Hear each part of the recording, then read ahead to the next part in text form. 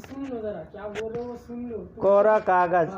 दिव्या अपने घर परिवार की लाडली थी। स्वाभाविक है, उस लाडो दुलार से वो शरारती भी बन चुकी थी। हमारे मोहल्ले के लगभग सभी परिचितों के घर में भी आंटी चाचियों के बीच खूब मस्ती करती थी, मानो वो शरारत की देवी बनकर अवतरित हुई थी। उसकी दिनचर्या मौज मस्ती तक ही सीमित थी। सबकी लाडली दिव्या अभी 14 वर्ष की हो चली थी, मगर पढ़ने लिखने से उनकी सदा ही नहीं बनती थी। घर में उसके सबसे सच्चे मित्र दादाजी ही थे। जो कुछ पढ़ा सीखा तो सीखा वो दादाजी की बातें ही थी। उसे एक बात की बहुत चिढ़ थी, वो थी शादी की बात, मगर दादाजी को यही बात बहुत भाती थी। वे अक्सर दिव्या के सामने शादी की बात करते थे, जिससे वो इतनी नाराज़ हो जाती थी जैसे आज ही उसके फेरे हैं।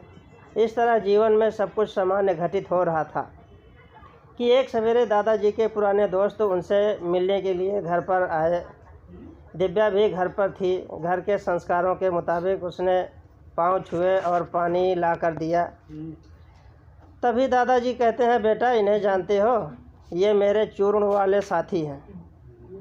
दादाजी की इस बात को सुनकर दिव्या खिलखिलाकर हंसने लगी। उनकी हंसी दादाजी के दोस्त को इतनी भा गई कि वे दिव्या को अपने घर की बहू बनाने का निश्चय कर चुके थे। उन्होंने अपने दोस्त को यह बात कह डाली। दादाजी के लिए यह घर बैठे गंगा आई जैसी बात थी। वे अपनी लाडली के रिश्ते के लिए हमेशा चिंतित रहते थे। उनके दोस्त से बढ़कर अच्छा संधि कोई नहीं हो सकता था। अगली पंचमी तिथि को दिव्या की शादी करने का निश्चय किया।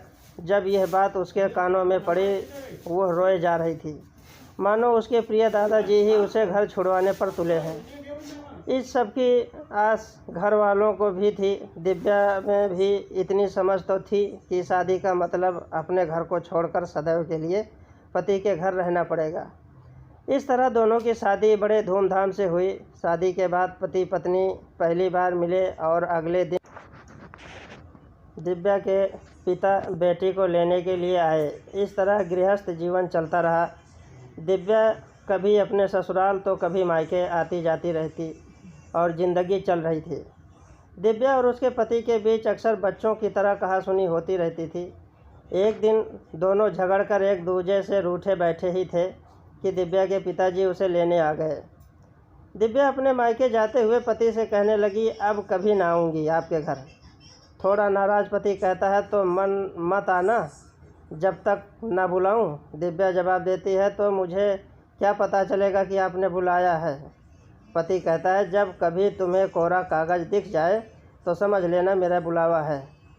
इस तरह सभी घर वालों के साथ दिव्या का कुछ वक्त अच्छे से व्यतीत होता है। जब कोई उससे उनके पति के बारे में पूछता तो वो कहती है, अच्छे हैं मगर थोड़े बुद्धू हैं। ये सुनकर सब हंस पड़ते थे। मायके रहते 2 हफ्ते ही हुए थे कि ससुर जी दिव्या को लेने आ गए।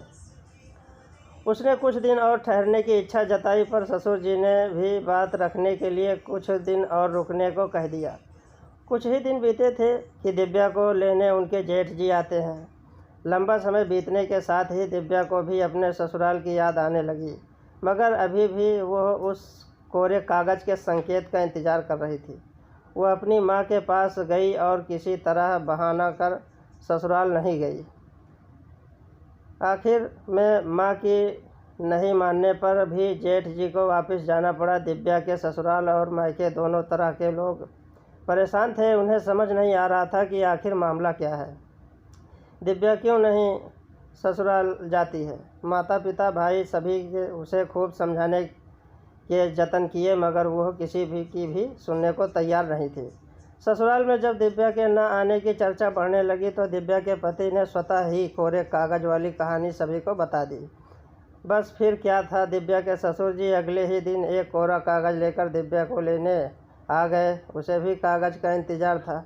वो कागज़ को देखते ही उस पर अपने पति का नाम लिखकर अपना सामान बांधकर